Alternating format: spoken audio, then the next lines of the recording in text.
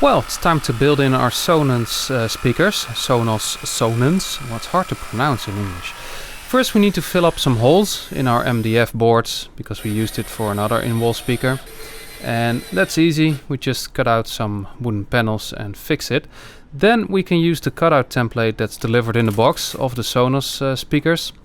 And of course we need to put it neatly on the board, so we measure some stuff, and then we can use a marker to mark the circle that we need to cut out later. We use it at 25 centimeters in the middle and then 20 centimeters from the top. And we put it high in the board because it's an in-ceiling speaker, so we need to put it up high. We can't mount it in the ceiling because we have a ceiling that doesn't allow that. You see us marking the circle there.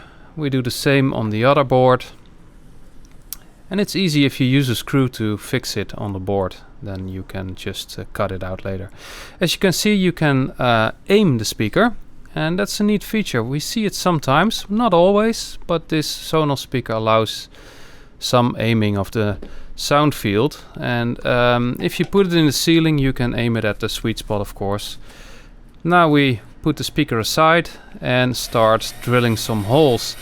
You can drill 4 holes if you like, or less, but we drilled 4 holes to, well, use an electric saw to go from point to point. And if you do it in once, it's a little bit harder, I think. So the other board, we drill 4 holes and then we just cut out the part that needs to be cut out. It doesn't have to be very tight, because the fit and finish of the Sonos speaker is pretty good, even if you don't make a full circle.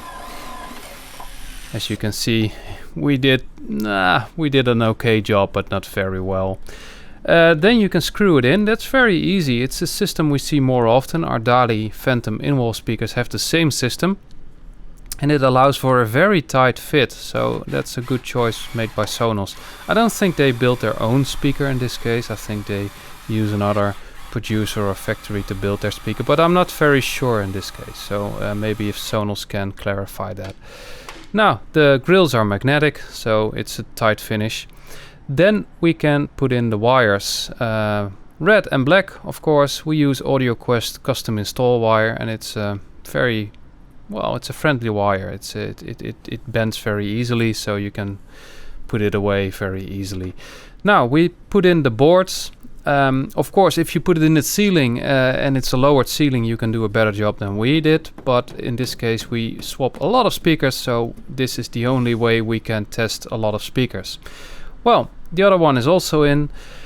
If you aim it, please do it beforehand, because afterwards it's very hard, because it's a very tight system to aim. If you like this custom install tutorial, please give it a thumbs up and subscribe to our channel. Thank you very much.